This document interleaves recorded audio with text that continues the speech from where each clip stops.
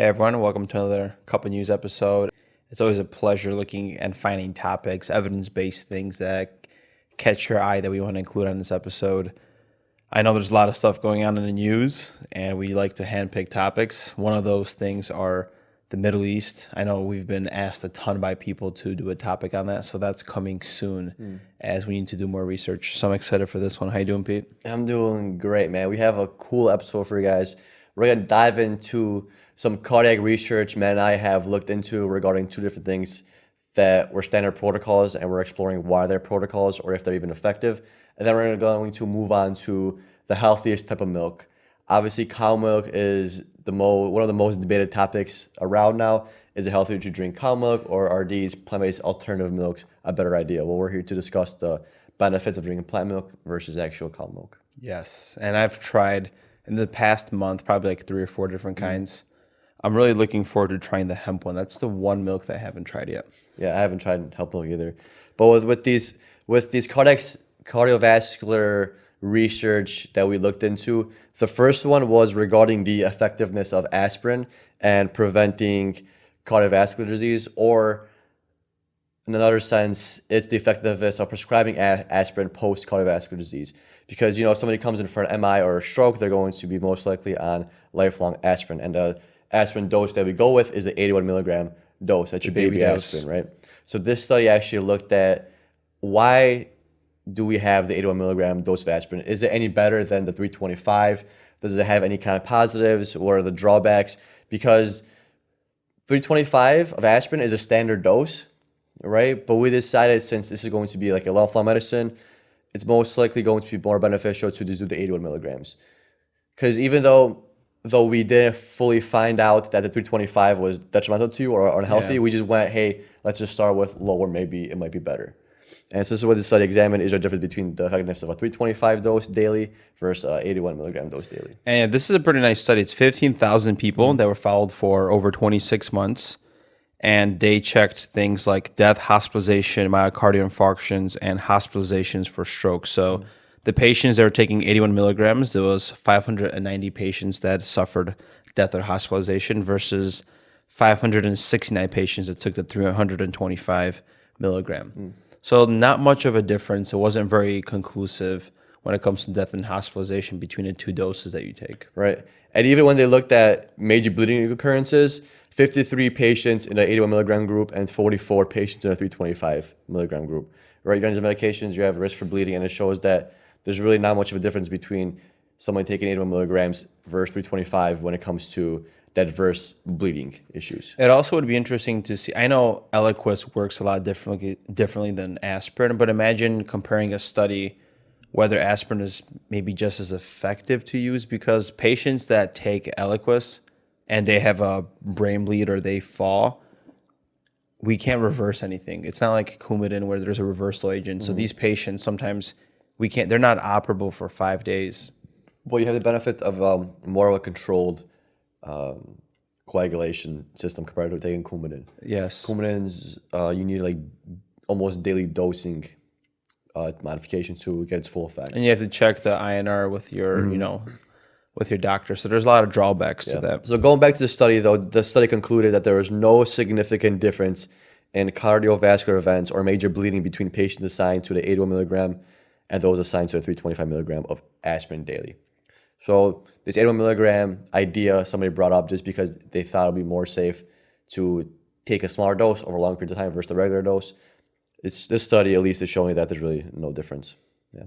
So I don't know what the effective age is to take them. Some people recommend it to take if you're over the age of 50 or have risk factors in your family. You could choose either or.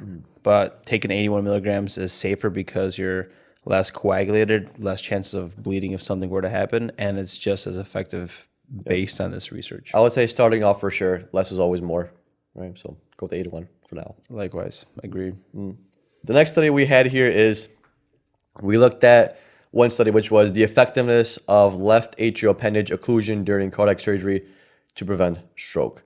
So the left atrial appendage closure is a procedure done to close off an appendage protruding out of the left atrium. So there's like a little bleb, you could say, coming off the left atrium, and it's like a little opening Yeah, like an aneurysm, almost like a Almost like triple A, that. but just in that area where the left ventricle is. Left atrium. Left Yeah, atrium. so right where that is, and since you have that, sometimes it impedes blood flow to that area because obviously there's going to be blood flowing in there because it's like a little opening, and in there you're more prone to clot formation. Yeah. So this study looked at the effectiveness of closing that off while undergoing other cardiac procedures in somebody with AFib. Because obviously, not obviously, but people that have AFib, they're at higher risk for coagulation, higher risk for stroke, ischemic stroke. That's why when you have AFib, you're usually on a blood thinner. You should get your blood levels checked more commonly than myself and I, not myself and I, but myself and Matt, that don't have AFib. And they're saying that if you have AFib and plus you have this left atrial appendage, you're even at a higher risk. So if they're already going into cardiac surgery, we might as well just close this off. And there wasn't really much research regarding this. People just thought, hey, this makes sense, so let's do it. But no one really experimented on it because everyone's in agreement that, hey, we think this is going to be beneficial on a large scale. So we just kind of went with it. It was hypothesized. And it makes sense because you have this perfectly shaped atrium and then you have like a little bubble that sticks out at the end. So you have literally platelets and everything just clumping together and it's like in like a little whirlpool. Just imagine that. Yeah. So this is almost like getting an IVC filter, but you're completely clogging it up, so there's no blood flow at all To the area. And it's usually people, I don't know if you mentioned it, that develop this during their 4th week in their embryonic development. Yeah. So it's not how it develops for everybody. Some people get it through old age, but it's shown that if an infant has it, it's usually developed at that time. But regarding this research study, the mean age was 71 years old. So some people develop it with birth and it causes no issues. Some people develop it over time, but it is one of the more common things that are seen during that embryonic stage. And sometimes they do close off themselves, so there's no really surgical intervention necessary. But regarding this study, average age was 71 years old, about 2,300 participants in an occlusion group and about 2,300 in a non-occlusion group. And the results show that stroke or systematic embolism occurred in 114 participants in an occlusion group and 168 in a non-occlusion group. So with the occlusion group, it occurred about 4.8%, and a non-occlusion about 7%. So by not having this occluded during procedure, your chances of embolism are basically doubled. Yeah, so this is a good procedure based on what's going on. So even though it's not a giant percentage of people that experience it, 4.8% and 7%, it's still, if in medicine we could do anything to prevent any kind of harm, lower the chance of you getting hurt, we'll go with it. So that drop from 7% to 4.8 doesn't seem like a big deal, but when you're dealing with people, every life counts, right? So it's a nice drop. So this seems like a very good tool as when it comes to antithrombotic therapy, especially how easy it is to develop a clot. Like you see patients that have a stroke and it's literally completely debilitating. Yeah. They can't do their basic activities of daily living or grooming, or you have patients that are completely numb to one side. So an invasive procedure like this, when it comes to saving the brain, is worth it. Yeah. And the research shows that this is effective. Right. And you're already in the heart anyway, so might as well just get that done too while you're So this research tested everything that was adjunction to already the standard cardiovascular procedure. Correct. So if they're doing a cabbage times 4, they're going to go in and close this area already, right? Correct. Yeah. Okay. Yeah. It's not like they're just doing this left atrial appendage closure. This is an adjunct therapy to an already ongoing heart surgery. So it seems like this is very invasive. It's not something where you could just go into IR and thread something like a regular stent into the cath lab. It's a procedure, yeah. So the next one is we actually compare plant milks to regular milk and see which one is healthier. Again, it seems like everything is choose and decide what works for you. And I believe in precision nutrition. Everybody's bodies is different. We do experiments on ourselves in a way when it comes to fasting and eating and going low carb one day. Same thing with milk. I think everybody has a preference. Yeah. I want to tell you right now, there's nothing like cow's milk, man. I've tried all of these plant-based milks except hemp milk, if that is even a thing. It is. And milk from a cow is so much better. So much better. I can't stop. And one thing I miss The cheese is better too. The cheese is better than plant-based. Everything, if you're going to put cow milk into something and you're going to put a plant-based milk into something, 9 times out of 10, that cow milk thing is going to taste a lot better than a plant-based. Agreed.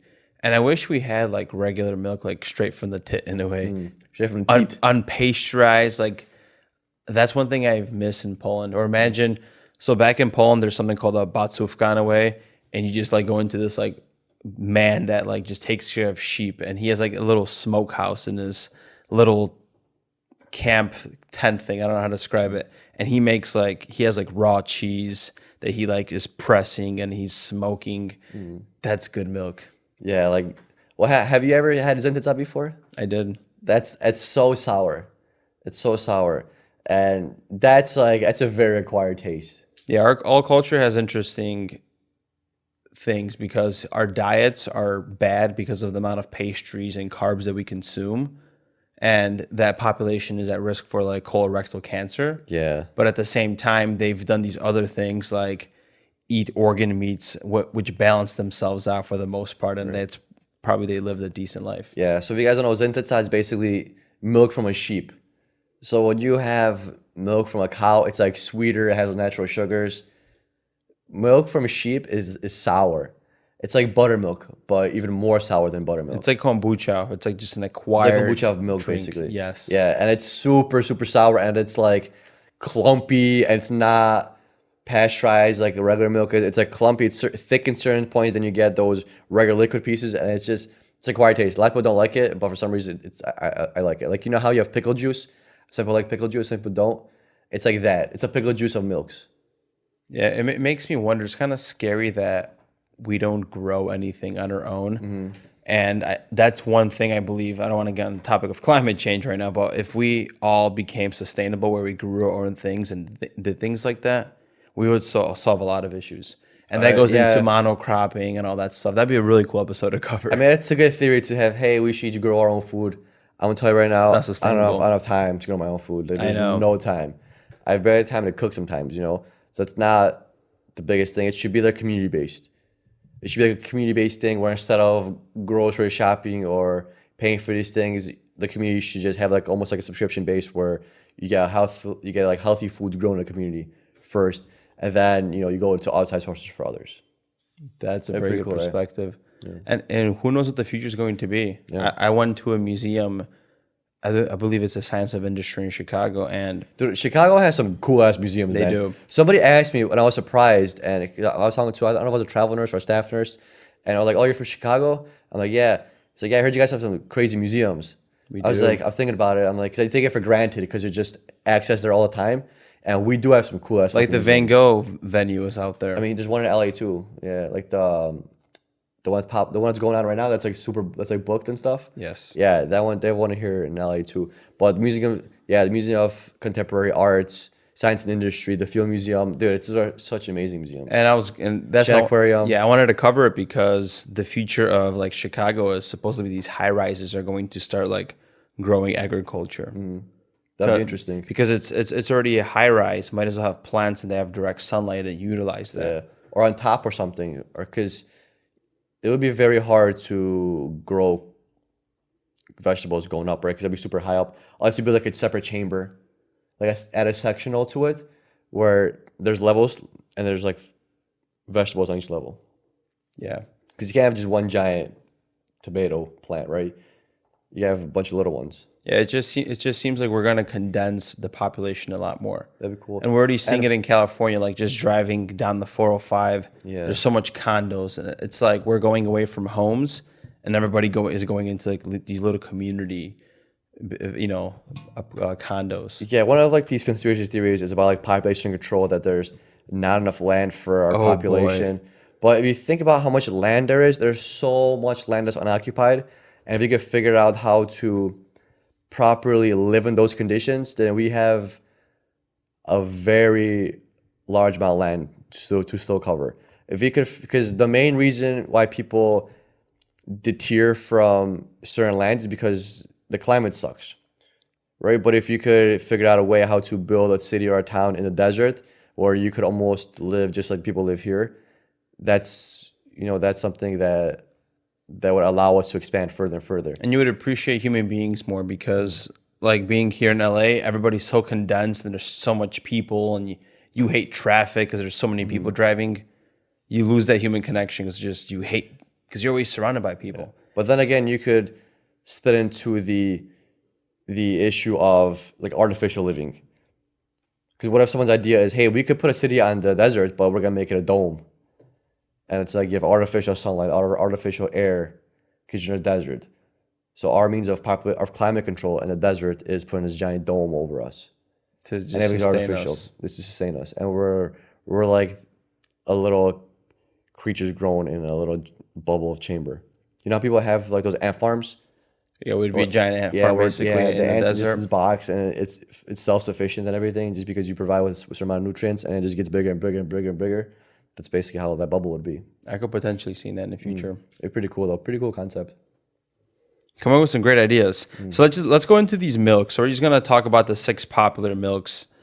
One of them, of course, is what we love is cow's milk. It's naturally rich in protein, calcium, potassium, B vitamins. It's fortified with vitamin D, vitamin A. Of course, it's controversial to not consume it because of being vegan sometimes. And of course, these cows, we don't know how they're being raised, what they're being fed, if there's antibiotics that we're, giving them, which could cause issues. But when it comes to nutrition, it's 150 calories for a cup, 7 grams of protein, 5 grams of fat, 8 grams of carbs. Not bad. Not a bad drink. I'm telling you, man, I love milk. I've been drinking milk ever since I was shorty. I'm not gonna test. There's been times where I wake up at night and just have a glass of milk, Cheesecake. or some cheesecake, and just go on with my business. And I've been doing it for work too. I'll have like 8 ounces of milk and I have cereal on the side. And while I'm on break, I'll just have a bowl of cereal after like some food. There you go. Always hits the spot. A snacker. Yeah. Next one is almond milk. How you trying to cut though? I'm trying to cut. It fits in my macros. That's a macros. Man's been doing macros lately. I've been counting the macros. There's only one way to, get cut, and that's the foolproof method is counting macros. Getting cut with science. Exactly. So next one is almond milk. It's one of those lower calorie drinks. 1 cup is only 37 calories. And it's a lot less when it comes to having saturated fats in the milk. A lot less protein, which has about just 1 gram. And controversial because it contains additives, such as carrageenan, which is prevents thickening and prevents or creates thickness and prevents separation of the content in almond milk. It's been noticed and studied in animals and in the labs that it causes intestinal inflammation and damage. And that's true, because we've had an episode about almond milk before in regards to it's hard for some people to digest it. Like, people are lactose intolerant and they can't properly break down and utilize lactose, which, is a byproduct of dairy. Some people are unable to process this enzyme in almond milk. So basically run into the same issue. Some people ditch milk because they're lactose intolerant and they hop into almond milk and they have the same issues because they're also sensitive to this other enzyme in almond milk. Yeah, not to mention it's bad for the environment. We did a podcast episode back then comparing the price and how much almonds and water it takes, and California's underneath the drought. So purchasing almond milk, thinking it's healthier for the environment, I don't know what the statistics are, but it's hurting the environment just as much because of where it's grown. Yeah. And of how much of a drought California is in. Yeah, don't quote us on this one. This was like research I looked into 2 years ago. Hopefully it's better now. But when we looked at the research 2 years ago, back in the day, it showed that almond milk make almond milk, use up more water and more land making these almonds and squeezing them than you do for cows. Yeah. So it's more efficient to just drink cow milk versus almond milk if you're trying to save the environment and not take up so much land. And then if you want to remove the additives, I know people have made their own almond milk. Tasted delicious. I've never tried it myself for the sake of time. Be a cool thing to try. Right. Next on the list, we have oat milk. I'm not going to test with this. I've read some news articles regarding almond milk's rise in popularity, and it has shown to increase in popularity by 182%. And I myself have been drinking a lot more oat milk than I have in the past. And it tastes pretty good. Like, I like putting it in my coffee. I wouldn't mind drinking some of it. That's probably my second favorite milk. It's going to be first cow milk, and then if I had to choose a plant-based milk, definitely almond milk. Unfortunately, it does have added sugars. It's less calorie dense. It only has 3 grams of protein, which is not really much compared to regular milk. It's my Starbucks to go to. I like to add oat milk to my lattes whenever I drink. Yeah, and this is something that, because I haven't really drank oat milk very much in the past. Just this year I started drinking it. It wasn't as popular. I don't know why it became popular. I mean, I realize kind of why now because it tastes pretty decent. Also, acquired taste. I'm not a huge fan of adding oat milk into my protein shakes. No, not at all. It like intensifies the sweetness for some reason. Does it? I don't know. I feel like it adds a weird taste. I was supposed to look this up before. Yesterday we were thinking about it. You know, sometimes when you blend stuff and it changes the property of that thing you mixed. I think that's what happened to one of our smoothies before because it just tasted funny. And I think that by blending it with the oat milk, we messed with the chemical property of the oat milk, and for some reason it just made it taste kind of funky. Yeah, I wasn't a fan of it. The next one is soy milk. So this is a non-dairy milk choice that has a decent nutrient balance. 1 cup contains 6 grams of protein, about 105 calories, so less calories than milk. And it has 89% less saturated fats than whole milk. I kind of don't buy into the marketing thing here when it comes to saturated fats because we debunked on a podcast why saturated fats aren't as bad as we once thought. Yeah. Due to that physiologist. Right. And the main thing that we listened to somebody on a Joe Rogan podcast, I think it was like Danica Patrick or somebody, that she actually talked about these isoflavones in certain ingredients. And this is found to be in soy, which are supposedly estrogen mimicking compounds. Yes. Which I'm sure you've heard at some point on the news or somewhere on some kind of article where large soy consumption was shown to have estrogen mimicking effects on men. That's why there was this whole issue with men eating a lot of soy because it messed with their testosterone levels because it would increase their estrogen. And this is thought to be due to these isoflavones. Yeah, and not to mention that soy is a huge GMO crop in America. So not only that, you're also consuming GMO products, which I would love to get more into nutrition of myself and learn what am I consuming that potentially is genetically modified. I have no idea.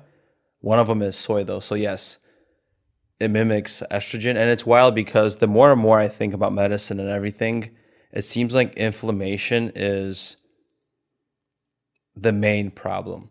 So if you have a poor inflammatory body or markers that don't release when it comes to leukemia, things like that, you could get sick from infection. And then you have too much inflammation. It's just as bad for the body, and it creates cytokine storms like we experience, and it creates all sort of Crohn's, all this inflammation, gut lining, leaky gut. It's wild. Yeah. That's the big problem in America. Our body functions in an optimal manner, but it's in a fine line. There's only a certain level where your body can fully heal itself and adapt to stressful situations. And I think it has to be in line. Once you throw one thing off, it leads to a cascade of other things. Yeah. Even like if you're just a little bit off the line, over time, it's going to damage you more and more because it's just progressive damage, especially inflammation. You might have a little bit of inflammation, but the inflammation keeps adding on. Like with diabetes, you're always in a pro-inflammatory state, right? Even though it's not always a giant pro-inflammatory state, guess what? That pro-inflammatory state over years and years and years does damage to your veins, to your arteries, your cardiovascular system, your brain, your neurons. And it's just over time, the body starts to just downgrade and just fall apart, and that's great. And literally that sugar that is not being broken down, it's creating atherosclerosis. We thought that it's linked to unsaturated fats and all these fats from meat and eggs are bad. We had that hype, but really sugar is the toxic predecessor, because if you have sugar circulating, your immune system comes and cleans up the lining. You have the macrophages that are breaking these compounds down, and it's creating these byproducts that are creating cellular damage and creating plaque, which is leading to cardiovascular disease. Yeah, it's crazy. But thinking about sweet stuff, the next one on the list is coconut milk. It tastes sweeter than regular milk and all the other plant-based milks. However, it has a lot less protein than regular milk, cow's milk, and it has about the same amount of saturated fats. So this isn't really giving you any kind of benefit. You're probably better off drinking regular milk compared to coconut milk, unless you maybe want some extra flavor in your coffee.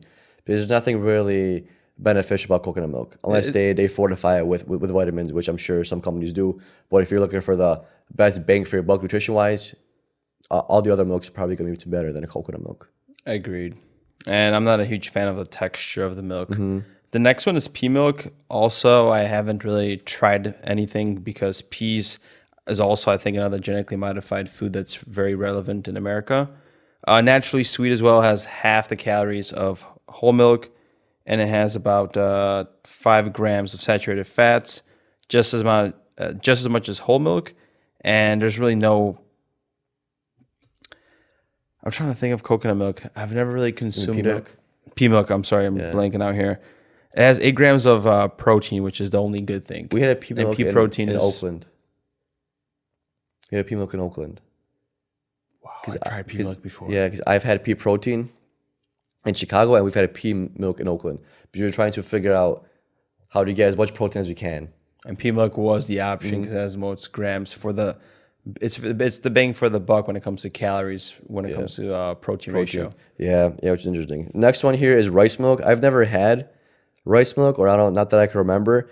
And it has fewer calories than whole milk, no saturated fat, and it's also low in protein.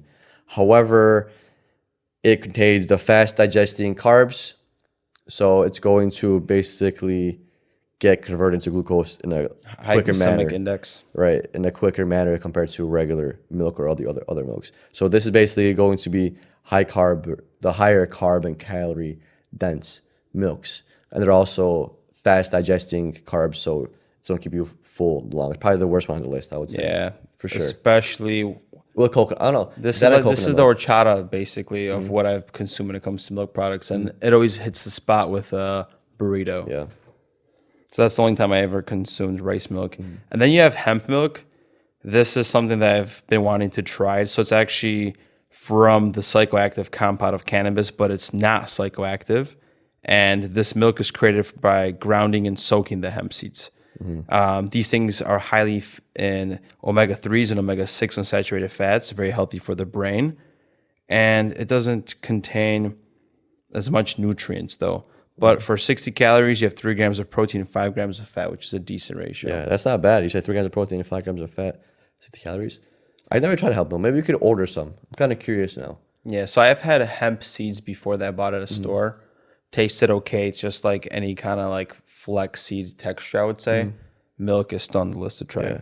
Another thing to always consider is when you're buying regular milk, it's always to know where it's sourced from, because a lot of these cows, these dairy farms, they give these cows antibiotics. They graze on pastures with corn that gets, or whatever, cows eat grass that gets polluted with pesticides and other insect killers and bug killers, and the cows consume it. So inevitably, whatever they consume goes into their milk as well.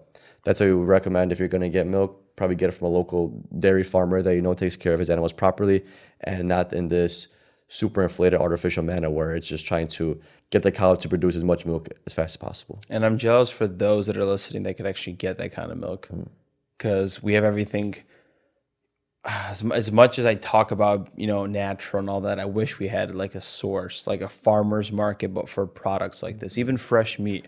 I consume so much meat, but I don't know the source of where it's coming from. You know the butcher, which is cool. I don't. And if you're a milk connoisseur, highly recommend Zintica, some sheep milk. If you're not sure where to get it from, you should probably fly to Poland and ask around, because they'll show you where it's at. Exactly. Hope you guys liked this episode of Cup of News, episode 50. Some show notes on cupofnurses.com. We are frontlinewarriors.com as well for the latest merch and everything with Frontline Warriors. What do we talk about? Some aspirin versus cardiovascular health, whether 81 milligrams is more beneficial than 325. Some left atrium appendage closure device does help when it comes to mortality of cardiovascular disease and strokes. And then, of course, milks, which is an open-ended opinion piece. Choose which milk you prefer. We go with whole milk and potentially hemp milk in the future. Yep. And don't forget to subscribe to our YouTube, check out our vlogs, and we also go live on Instagram once a week, so check us out, Cup of Nurses. Peace.